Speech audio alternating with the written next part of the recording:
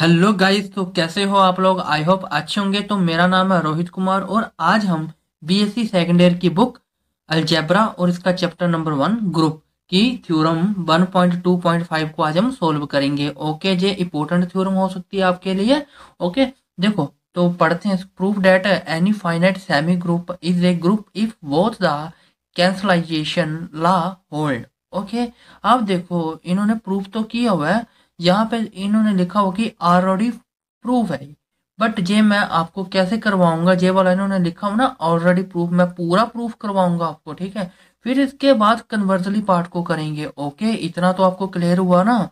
Okay, तो जल्दी से हम करते हैं इसको स्टार्ट। ओके, तो ये रही आपके पास थ्योरम 1.2.5। ओके, इसके लिए ना आपको कुछ चीजें गिवन में माननी पड़ेंगी। तो साइड में पहले ये नंबर दिख रहा है आपको 7876869677। मान लो आपको किसी भी क्वेश्चन में प्रॉब्लम आती है, ओके, किसी भी क्वेश्चन में डाउट है, चाहे फाइनल फर्स्ट ईयर या सेकंड ईयर, किसी भी क्वेश्चन में, तो मुझे आप व्हाट्सएप कर सकते हो। ओके, आपको ये क्वेश्चन जो भी आपका डाउट होगा क्वेश्चन में, आपको वो वीडियो के रूप में मिल जाएगा या तो पीडीएफ के रूप में मिल जाएगा, ठीक है। इतना तो आपको क्लियर हुआ। तो हम करते हैं अपने क्वेश्चन की ओर, ठीक है।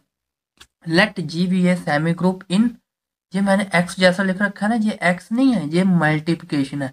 जो भी सेमी ग्रुप लेना है हमने वो मल्टीप्लिकेशन में लेना है, इतना आपको याद होना चाहिए। Late G be A group, और कोई भी क्या लेना, हमने जो ग्रुप होना चाहिए किसका, जी का होना चाहिए। और हमने ये भी अप्लाई करवाना है कैंसलाइजेशन लॉ होल्ड, कैसे होल्ड हुआ है, तो वो कैसे होल्ड होना है। अब हम यहाँ से करते हैं स्टार्ट। जिन्होंने लिखा हुआ ना बुक में ऑलरेडी प्रूफ्ड, तो देखो फिर ए बी सी, तो यहाँ से करते हैं ए स्टार बी। इस स्टार का मतलब है कि मल्टीप्लिकेशन, इतना आपको पता होना चाहिए। और ए स्टार सी, तो क्या बच गया है, V इज इक्वल टू सी। कैसे, ए से ए कट गया, मतलब ए से ए कट गया, तो जो कौन सा रूल हुआ, R C L, sorry L C L. Okay, left cancellation law. Okay, इतना तो क्लियर है ना। आपने लेना यही है, ए स्टार बी और ए स्टार सी दोनों में बस घुमाते रहना है। अब आपने बी स्टार ए ले लेना है और सी स्टार ए ले लेना है, और ये वाला कट जाएगा। अब भी आपके पास B is equal to C, ये कौन सा रूल आ गया, आर सी एल रूल आ गया, ठीक है। राइट कैंसलाइजेशन लॉ ये बुक में दे रखा है, पर बुक में ये प्रूफ नहीं हुआ है, हम खुद से प्रूफ कर रहे हैं इसको।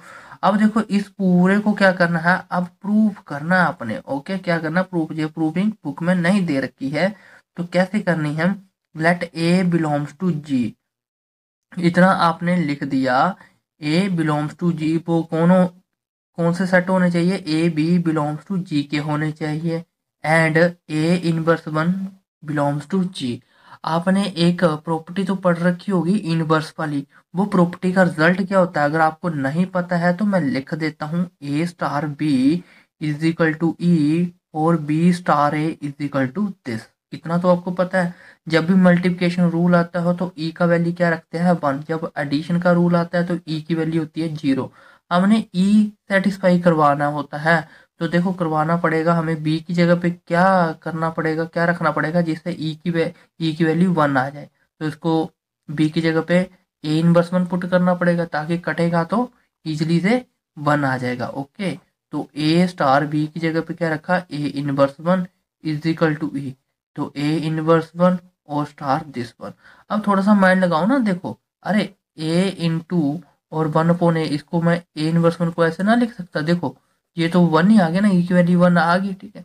तो आपने इतना ही छोड़ देना है। ये आगे आपने कैसे करना है, सपोज देखो ऐसे लिखना है, सपोज पूरा आपने ऐसे करना है एक फील्ड के साथ। ओके, ए स्टार बी, अब क्या लिखना है, ए स्टार सी। तो इतना तो आ गया। अब आपने ये जो इक्वेशन मैंने इधर लिखी हुई है, इसके साथ क्या इनवर्स मल्टीप्लाई में ले जाना है, मतलब सॉरी मल्टीप्लाई कर देना है बोथ साइड। तो मैं भी कर देता हूँ साथ में, इतना तो मैंने कर दिया है। ओके, देखते रहना है आपने। अब देखो ए इनवर्स 1 स्टार ए, मैंने इसको अलग लिख लिया, और स्टार बी को मैंने अलग कर दिया। ए इनवर्स 1 स्टार ए को मैंने अलग लिख दिया, और स्टार सी को मैंने अलग लिख दिया, ठीक है। इसके बाद हम करते हैं नेक्स्ट पेज पे। इतना तो आपके पास आ चुका था पूरा फील के साथ। ओके, अब देखो इनकी वैल्यू क्या लिखता हूँ, A star A inverse one star A की जगह पे आपने ई पुट करना है, तो E star B is equal to E star C. तो ई से ई मर जाएगा तो आपका B is equal to C. ये कहीं ना कहीं हम पीछे यूज करके आए हैं। ओके, अब आगे देखो किसके साथ मिला जे, देखो अब थोड़ा सा माइंड लगाओ ना, जो लेफ्ट हैंड साइड है ना, लेफ्ट हैंड साइड मिला ना ई। अब हमने क्या करना है, A star B is equal to A star C. अब ए हमने कहाँ पे ले लेना है, लेफ्ट हैंड साइड पे, तो इस पे चेक करना है कि तब भी बी इज इक्वल टू सी ही आता है। ओके, अब हमने जो प्रूफ क्या करना था, अब इसको उल्टा कर दो, बी स्टार ए और सी स्टार ए, तब भी देखो आंसर क्या आता है, जे कट जाएगा राइट से तो वे ए आ जाएगा हमारे पास। ओके, तो ये लेफ्ट वाला भी हो गया, ये राइट वाला भी हो गया। इतना तो आपको क्लियर है ना, ये जो इन्होंने लिखा ना ऑलरेडी प्रूफ, तो इतना ही आपने करना है। अब करते हैं इसका कन्वर्सली पार्ट। कन्वर्सली पार्ट को करने के लिए आपको क्या करना पड़ेगा, स्टेप मानने पड़ेंगे। क्या, कौन से स्टेप मानने पड़ेंगे, कैंसलाइजेशन लॉ इज होल्ड। ठीक है, इतना आपको करना पड़ेगा। तो इसके लिए आपने प्रूव करना है ग्रुप सेट। तो हमें एक ग्रुप ले लेते हैं। अब इनके लिए भी दो, मतलब टोटल 4 सेट माने जाएंगे। तो करना कैसे, देखते रहो, वीडियो में बने रहो। हमने एक सेट ले लिया group A1 A2 up to सोन AN का ले लिया, ये ग्रुप सेट ले लिया हमने। तो इसको हमने लिख देते हैं, हम इसको order of G is equal to N के इक्वल लिख देते हैं, मान लेते हैं ना। अब देखो इसको ना लेफ्ट और राइट को प्रूव करने के लिए कम से कम 2 सेट की जरूरत पड़ती है। ओके, A1 A, ये भी बताता हूँ कहाँ से आया, A2 A अप टू सोन ANA। देखो ये जो हमने पहला सेट कर रहे हैं, ये लेफ्ट LCL के लिए कर रहे हैं। LCL मतलब लेफ्ट कैंसलाइजेशन लॉ के लिए कर रहे हैं। तो ये देखो, ये फर्स्ट हमारा L थे, तो ये सॉरी थोड़ा सा रॉन्ग बता दिया। ये जो आपने पहला लॉ करना है, ये राइट के लिए करना है, क्योंकि मैंने ए कहाँ पे लगा दिया, इसके राइट पे लगा दिया। ओके, आपने एक ग्रुप मानना है, ऑर्डर जी मानना है, यहाँ पे एक एस मान लेना है, जो तो A1 A2 इसके साथ ये जो राइट में ए मल्टीप्लाई कर देना है। इतना तो ठीक है। आगे आपने क्या करना है, इसको तो आप मान सकते हो order of S is equal to N क्यूकल, ऐसे मान सकते हो, लिख सकते हो इसको। ठीक है, आगे कैसे करना है, आपने लेट ए, मान लो ये A1 है ना, मैंने इसको AI मान लिया। ओके, और जे वाला 1 है ना, इसको मैंने जे मान लिया, और जे वाला ए इसके साथ है। तो अब देखो राइट कैंसलाइजेशन लॉ में क्या होता है, कटते हैं, तो इसको ए के साथ लिखना पड़ेगा। ओके, लिख दिया। और आई और जे के साथ कभी भी ये इक्वल नहीं हो सकते, ये 1 है, ये आपका 2 होना चाहिए। ठीक है, मतलब एक वैल्यू बढ़नी चाहिए। ओके, इतना तो क्लियर है ना आपको।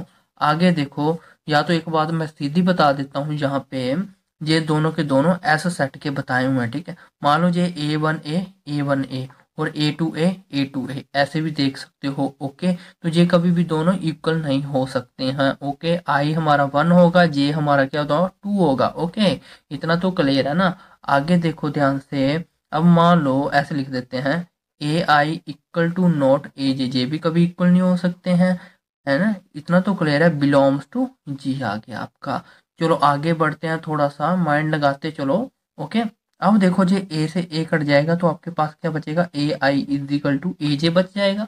इतना तो बच ही जाएगा ना आपके पास। हाँ जी, आगे देखो, आपने ना इस क्वेश्चन में क्या बनाना है, B is equal to by A बनाना है।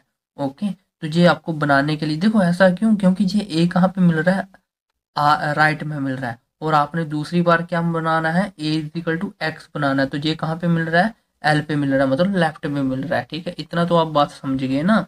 आगे देखो ध्यान से, और ए बी बिलोंग्स टू जी, जो भी सेट है जी का होना चाहिए, तो बी बिलोंग्स टू जी। देखो पहले में बी मिल रहा है, तो बी लेना है यहाँ पे। ओके, लेने दोनों सेट पर बी चाहिए हमें। ओके, आगे आपने क्या कर देना है यहाँ पे, ऐसे this implies G is equal to किसके बराबर है, एस। ये दोनों क्या है, बराबर है एस के। आगे देखो आपने क्या करना है, बी इज इक्वल टू, हाँ जी, ये वाला है ना, देखो ये वाला सेट है ना, इसको क्या करना है, ए लिख लिया। हाँ जी, इतना तो क्लियर है। और मैंने जे आगे वाला ए भी लिख लिया, जे 1 की जगह पे मैं ना एल अप्लाई कर देता हूँ। ऐसा क्यों, देखो ध्यान से, हमें जे जो प्रूफ करना है, अब मैं ए एल की जगह पे क्या प्रूफ करता हूँ, बाई। मतलब पुट करता हूँ, तो b is equal to by A आ गया ना, सिंपल सा, इतना आपने कर देना है। Okay, all A B belongs to G. Okay, इतना तो क्लियर है। आगे बढ़ते हैं दूसरे सेट के लिए, ध्यान से। अब देखो मैं टी ले लेता हूँ, पहले वाला इसमें भी जी सेट यही रखना है आपने, सेम, मैं फिर से नहीं रखना। अब जहाँ पे एस माना हुआ है ना ये लेफ्ट के लिए, अब जहाँ पे टी मान लेते हैं, तो करना कैसे है, टी में भी वही रूल, बस ए यहाँ पे आएगा और ए वन, मतलब यहाँ पे लेफ्ट में आ जाएगा ए, ठीक है, बाकी का सेम, ए और ए टू अप टू सोन ए एन, इतना तो क्लियर है ना। ऐसे पहले राइट में रखा, अब लेफ्ट में रखना है, बाकी का सेम रूल इसके जैसा ही कर दो, ठीक है, जल्दी से। ए आई ए इसका, इतना तो सॉरी, थोड़ा सा देखो, ये ए है ना, तो ये ए वन की जगह पे क्या आएगा, आई, जहाँ पे भी ए तो जहाँ पे टू की जगह पे जे आएगा। तो थोड़ा सा स्पीड बढ़ा लेते हैं, जे कभी भी इक्वल नहीं हो सकते हैं, और A I equal to not A J belongs to G, ठीक है, बिल्कुल सेम ऊपर जैसा ही।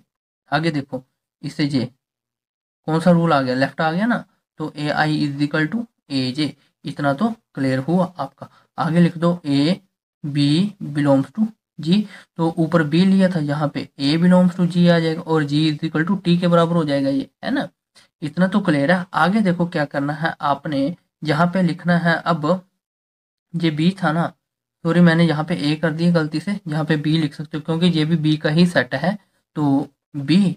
अब देखो यहाँ पे ए, तो ए और ए इसकी जगह पे के मान लो, ठीक है, वन की जगह पे अब के ले लो, तो ए की जगह, ए के की जगह पे क्या पुट करना है, एक्स पुट करना है, तो B is equal to A X, आपने यही प्रूफ करने थे। ओके, तो ऐसे ही हम मिलते हैं नेक्स्ट वीडियो के साथ, तब तक के लिए bye bye and take care.